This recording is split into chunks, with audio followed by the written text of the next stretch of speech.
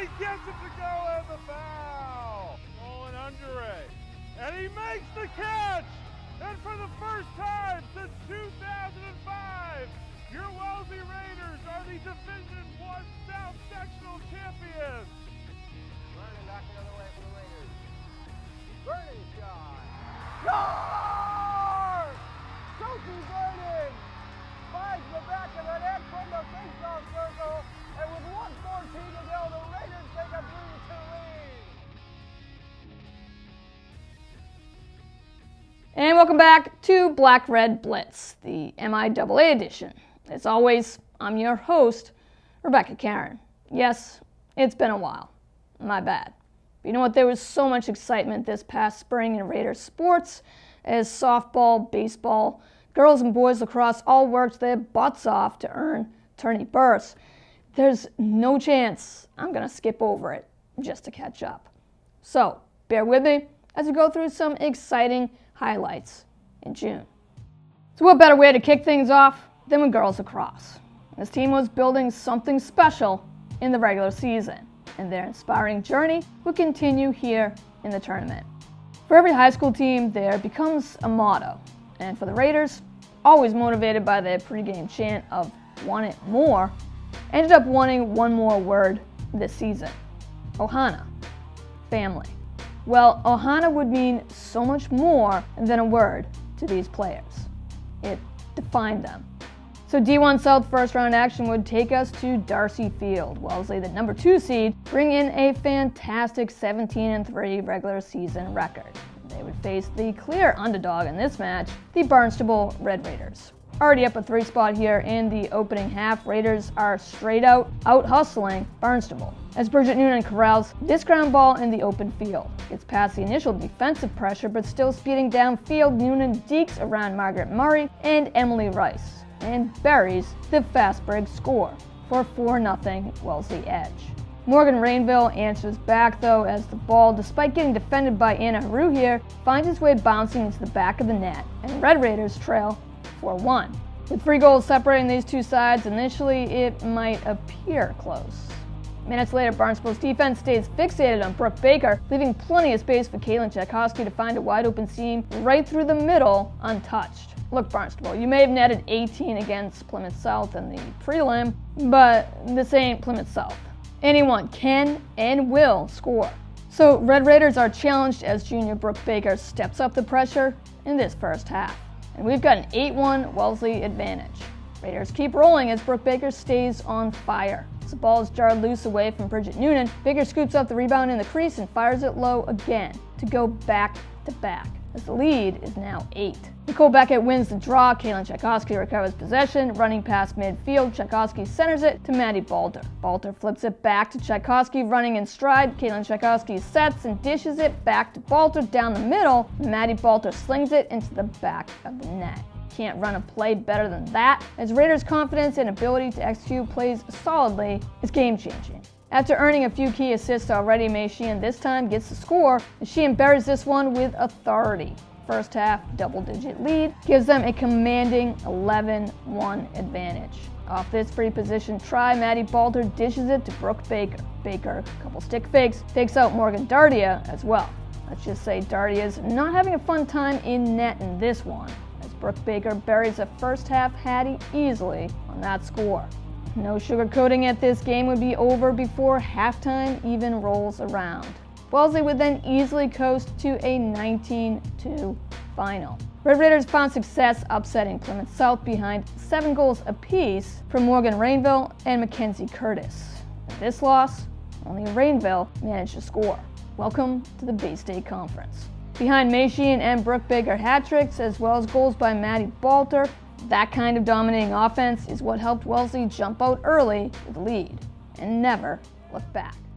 Well, after an exciting come-from-behind victory over Natick helped put the finishing touches on Raiders baseball's dominance at home and in their regular season, here we are at tourney time, as the number 3 seeded Wellesley opens up D1 South first round action here at Sprague Field.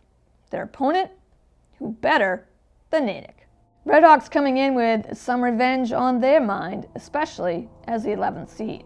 looking to be that annoying kind of spoiler and steal a win here on the road. Kicking off this season's tournament, Raiders would once again look to their leader on the mound, junior Henry Weicker, as Weicker would look to throw a gem on the mound for his teammates once again. Let's just say it came pretty dang close to an absolute gem here, as we check into a fast-moving first 2 innings, with a solid Raider double play here, and then Weicker cashing in on the strikeouts. So we head to the third, still scoreless. Top third, Natick looks to make some noise. Max Faruqi at the plate connects on this key 2-out hit, as Faruqi drives in Adam Faberman, who was standing at third 90 feet away after another stolen base. And so early on, Red Hawks take a 1-0 edge. But Henry Weicker settles down and gets Aiden Hawley to fly out to right. Colin Blasco gets under it for the 3rd out, and Red Hawks just come away with that 1 run. So down a run, Raiders look to open up this bottom third with energy. Well, thanks to Tommy Lieberman leading off, a spark is lit. Grounder to short, a whole lot of hustle by the senior helps distract Adam Faberman just enough from catch and throw cleanly, and Lieberman reaches on the infield single. 1 out later, but now 2 on, Matt MIAA connects on a simple grounder to second, but with both runners off on contact, that easily drives in Lieberman from third. We're tied up at 1. Henry Weicker steps up to the plate and takes care of the rest. Hayden Scully delivers the pitch, Weicker connects, and with 1 swing, says, "See you later." Absolutely doesn't hurt when your pitcher, already commanding the game on the mound, gives you 2 runs as well off his bat. And that is a clutch 2-run blast by Weicker that breaks the tie and gives Raiders their first lead of the game, up by 2 in this bottom third. A lead these Raiders are more than pumped to have and keep for good. Clutch. Though Wellesley wouldn't add to their 3-1 advantage the rest of the way, they didn't have to, as Red Hawks had no answers either. Behind Henry Weicker's superb pitching performance, Raiders' defense behind him backing him up was also fantastic. And then Henry Weicker in control of Natick's batting lineup 1 through 9, taking care of them by way of the K. That shutdown defense would strand any potential runners from scoring. And so we fast forward to the top of the 7th, Weicker 1 out away from not only a win, but also complete game performance. Jacob Greenberg at the plate just looked plain silly, as Greenberg's last second attempt here just ends up being a way too late half swing and nothing but air. Weicker goes all 7 for that complete game W and punches in 2 runs himself with that 2-run homer back in the 3rd. Key offense by Wellesley at just the right time helped Raiders take the lead for good back in the 3rd, and solid starting pitching and defense did the rest. Natick goes 1 and done as Raiders advance for another playoff round, as a familiar playoff opponent in Durfee comes up next for the quarterfinals. Well, busy day for Wellesley sports will continue as we head over to Lee Field for the D1 South preliminaries. Yes, you heard right, Lee Field. For the first time in 9 years, Raiders softball would very much so earn a tourney spot. Now, before we get into the playoffs, how about first a round of applause for this team, starting first with their coach, Emily Hunt. It's been year after year just falling short for this team reaching the postseason, but you can definitely guarantee that they have never given up, and that has shown as this time around they would finally get a spot in the tournament, and as the 16th seed, also get home field advantage as well. So a whole lot of hard work and team chemistry has helped these Raiders make it this far. So this preliminary round brings us Wellesley versus the Plymouth North Blue Eagles. Yes, that's a mouthful. Whatever the result in this one, it's just great to see a ton of happy players behind a solid triple captain threat of Ellie Kinney, Terrell McLennan, and Elizabeth Dew finally get to reach their postseason goal. So Raiders try to strike here early. First chance they get with 2 on, 2 out, but Elizabeth Dew rips it right back up the middle. Julia Zanaboni gets to it fast. The throw to the plate is going to be close as Terrell McLennan slides. Great way to be aggressive, but McLennan is out, and so that ends Wellesley's threat. To the 2nd inning, we go scoreless. With Sarah Farnsworth leading off and safe at first on an error, Tess Goldenthal takes this Faith Whalen pitch and rips it past short. Wellesley right back, looking for a rally here again, bottom 2nd, 2 on, nobody out. So now it's still with 2 on, but now 2 out, both runners in scoring position on second and third. Mackenzie O'Neill connects on this 2-1 pitch, bloops it, shallow outfield. Ball drops in as nobody can get to it. Both runs come across as O'Neill drives in 2. Wellesley takes a 2-0 lead. The top third still leading by those 2 runs. Sarah Farnsworth pitching a spark on the mound for the Raiders all season, and gets Maggie Driscoll down on strikes with this nasty pitch for the first out of this top third. But with a runner on and a base on balls after, that puts 2 Blue Eagles on base, and Emma Healy delivers on this RBI single. KK Fian, yes, that's her name, is safe at the plate as the ball gets away, and runners advance to second and third on that play as well.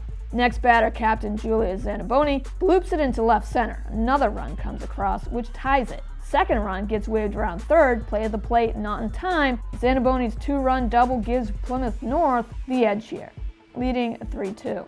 After adding another, Tegan Nutera closes out this third, driving it opposite field for the RBI double. So we come out of this top third, Plymouth North, putting 5 runs across and lead by 3.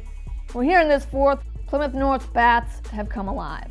Jenna Crowell connects on this pitch and it quickly rolls all the way to the outfield fence. Mackenzie O'Neill gets to it as fast as possible, but Crowell, speeding through the bases, slides into third safely for the RBI triple, and it's 6-2. Very next pitch, Emma Healy's infield single pushes Crowell across, and Plymouth adds to their advantage, now up by 5. Fast forward to the 7th, the Blue Eagles' lead is now 9-2 until pitcher Faith Whalen leads off and helps out her own cause, ripping this shot to right just over a leaping Julia Chafers. Dust clears and Whalen's got a stand-up triple. Pretty risky play next as pinch hitter Shay Tavakalian's ground ball rolls out only 5 feet, if that, but Whalen charges to the plate. The throw can't be reeled in by Kate Meister, and the 10th Plymouth North run comes across. So when Wellesley bats here for the last time, bottom 7th, it's an 11-2 deficit they're facing. But Raiders aren't going to go down without a fight. Hustling down first, as Shannon Chafers is just out, as Jenna Crowell makes a fantastic play deep at short and delivers a perfect throw on the money as well. And then batting with 2 outs, last hope for the Raiders to extend this inning, the throw is there, and that is the final out of the game into Raiders' memorable season. The toughness these players showed and proving despite adversity they can be a playoff contender, can and will be a huge motivating factor for the talent that remains, as the solid players who return can follow the example left by these seniors, as a new story is sure to be written in 2019. So, girls lacrosse would earn the number 2 seed in an extremely tough D1 South bracket. Let me tell you, not an easy task. But you better believe these Raiders worked even extra hard this postseason to get that home field advantage, especially after last season having to go on the road their last 2 playoff games. And you also better believe after that tough loss back in May to their rivals Needham, every Raider was more than wishing to see Needham once again in the playoffs when it counted the most. Well, they got their wish as a much anticipated round 2, Wellesley versus Needham, would play out right here in D1 South quarterfinals in Durfee Field. Wellesley more than ready to prove they are even better than the already tough squad Needham barely beat by 1 a month ago. This Raider team looks focused, locked in. This time, this game means so much more. Time for revenge, starting now. Opening first, Rockets waste no time and take it to the cage multiple times. But Raiders defense and goalie Anna Haru are ready to protect the net. When Rockets do net 1 to take a 1-0 edge, it doesn't take long for Wellesley to respond. No surprise this play is sparked by the unstoppable duo Maddie Balter and Caitlin Tchaikovsky. That is how you take back the edge. Seconds later, defense prevails yet again for Wellesley as Nicole Beckett gets the steal, and off the restart, Beckett speeds ahead untouched. Last second with a dish inside, Beckett finds Brooke Baker. Baker outside the crease moves into the pressure undeterred and buries it top shelf past Lily Callahan for a fantastic score. Just like that, Wellesley has the 2-1 edge. That sets up another play as Wellesley is holding tight to momentum here in this first. Grace Sahonen with possession gets knocked down. Ball bounces high right into the netting of Brooke Baker's stick. Baker with the quick stick reflex score buries it into the cage before Callahan can even try to stop it. 3 scores unanswered by Raiders gives them a 2-goal lead and frustrates Rockets even more, forcing them to take a timeout as they now trail 3-1. But that break does nothing for Needham, but gives Raiders a chance to draw up another play on the sidelines. So, May Sheehan with the ball waits for the cutter. Brooke Baker comes free behind the net, fakes high, buries it low for the clutch score. Midway through this opening half, Brooke Baker already has a heady, and Wellesley leads 4-1. After a Raiders penalty, Rockets earn the man-up, or I guess you can say player-up advantage, and strike right here. After Callie Hem nets her first of this first, as Rockets look to make some noise as they trail now 4-2. Grace Ahonen, clutchest of clutch, returns from having to sit out that 2-minute penalty looking pissed.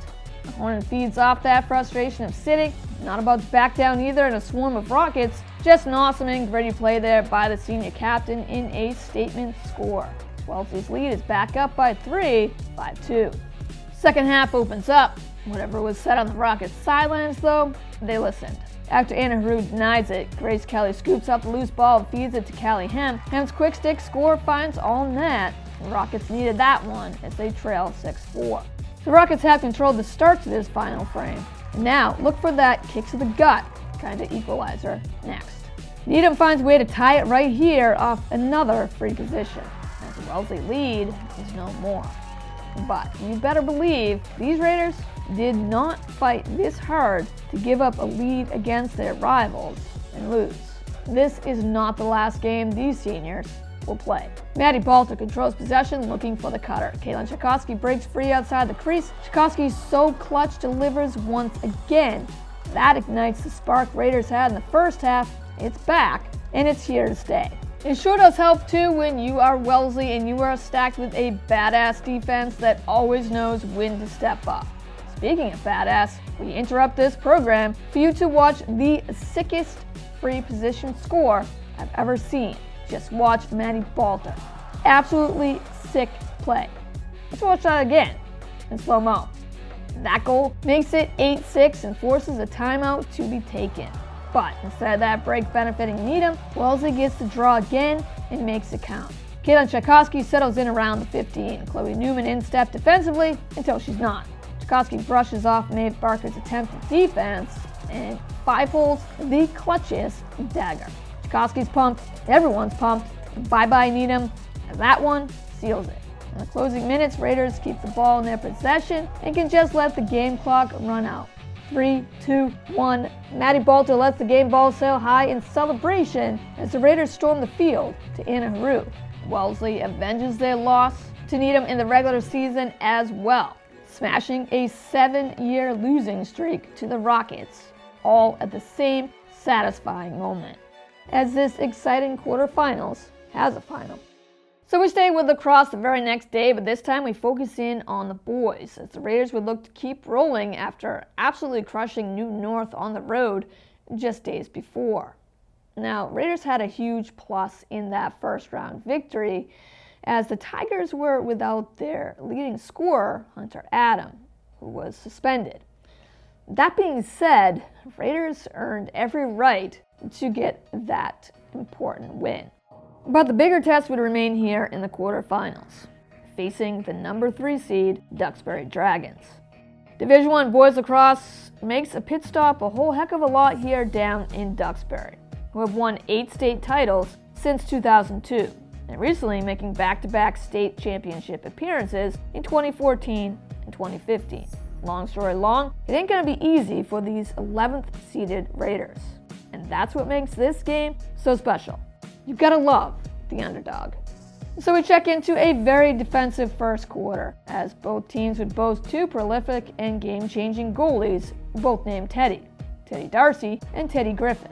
So it'd be an absolute battle just to try to get that rocket to the cage, that's for sure, as this play here proves it. Michael Bohms just being downright relentless, as Dragons D is just smothering the senior. But Bohms brushes off the endless hits to his body and buries it past Griffin for a well-earned score.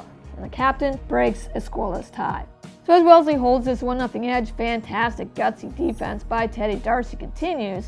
After this denial, leaves a loose ball wreaking havoc outside the crease. How Duxbury doesn't come away with a score here gives a ton of credit just how solid Wellesley's team defense would be here as well.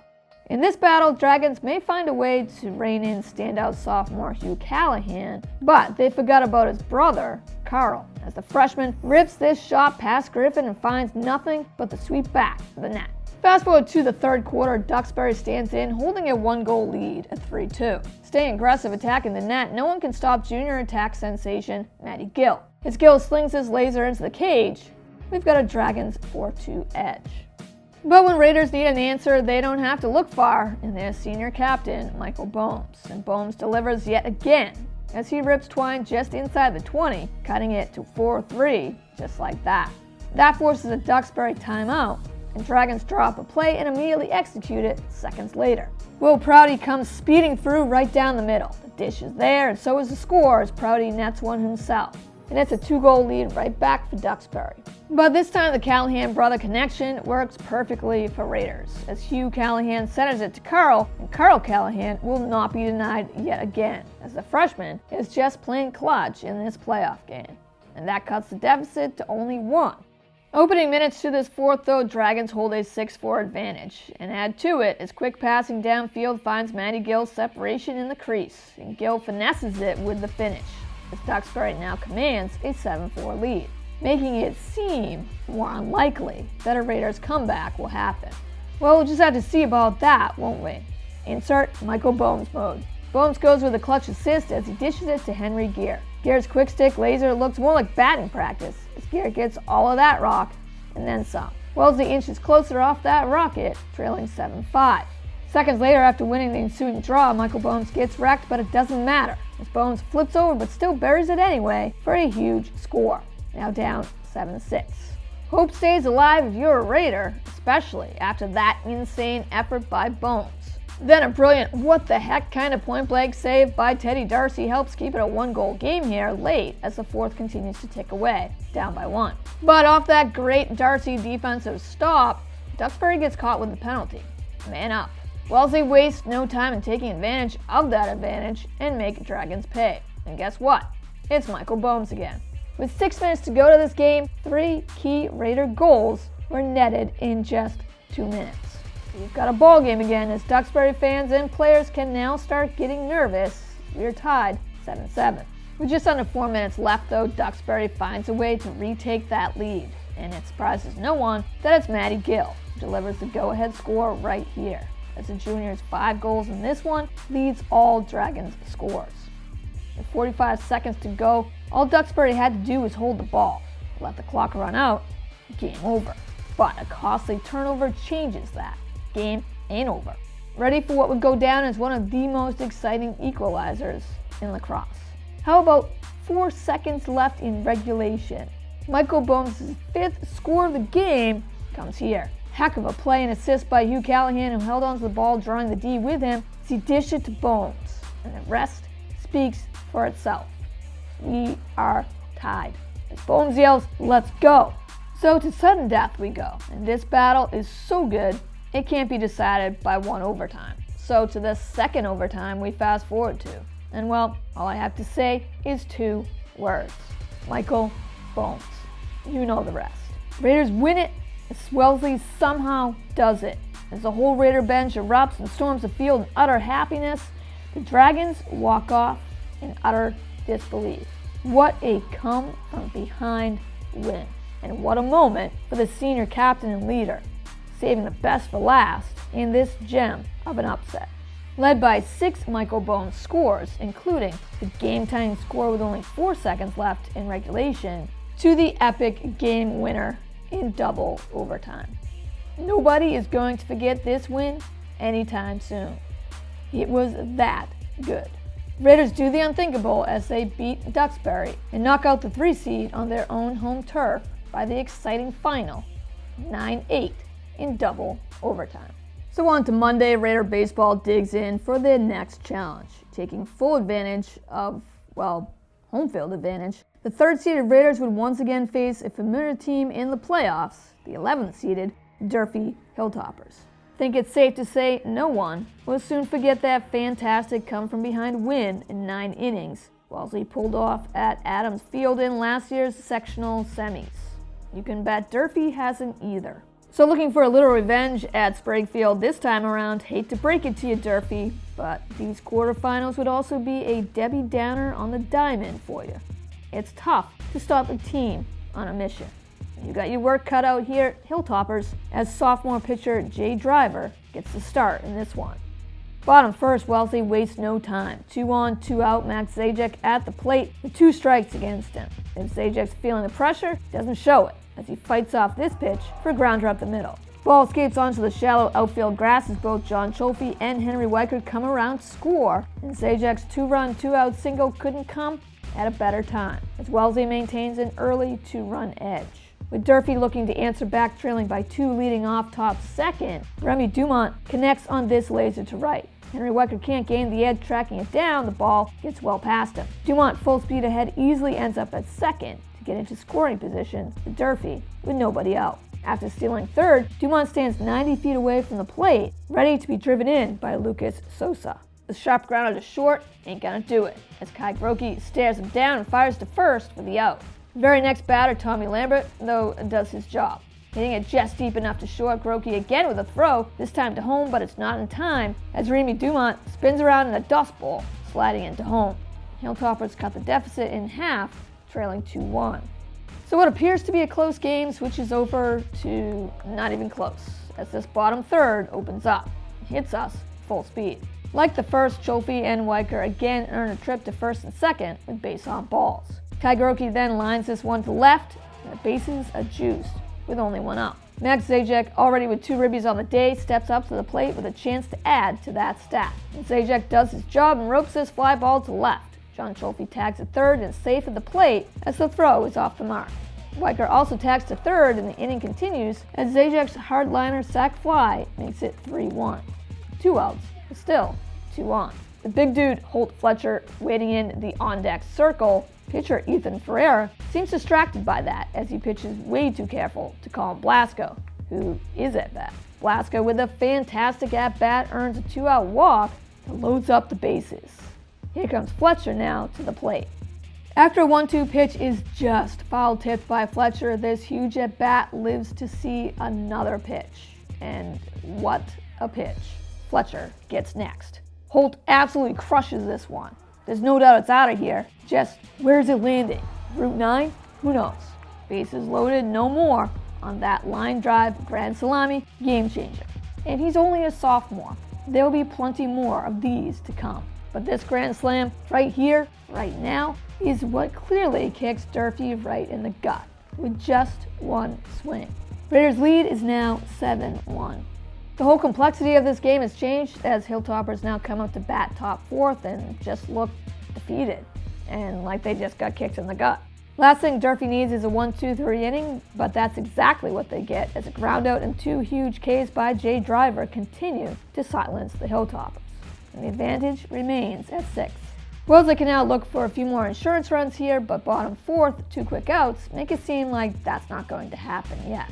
But Ethan Ferreira can't get that 3rd out after a Matt Maiona infield single is followed by a stolen base and another infield single, this time by Henry Weicker. And that leaves Raiders at the corners. The pass ball makes it 2nd and 3rd, but not for long as Kai Grokey rips this one right back up the middle into center. Both runs score, and those 2 ribbies put this quarterfinal game well out of reach. As a 9-1 Wellesley advantage will be an uphill battle for Durfee, that's for sure. Sophomore Jay Driver pitched superb in this one, only allowing 1 run in 6 innings, silencing Durfee's bats throughout their lineup, with 6 strikeouts as well. And in the end, Wellesley clearly wanted it more. Kai Grokey and Max Zajac had solid gems at the plate as well, driving in 5 runs. And Holt Fletcher changing the whole outlook of this one in that game-changing 3rd as Fletcher's grand slam led Wellesley to victory.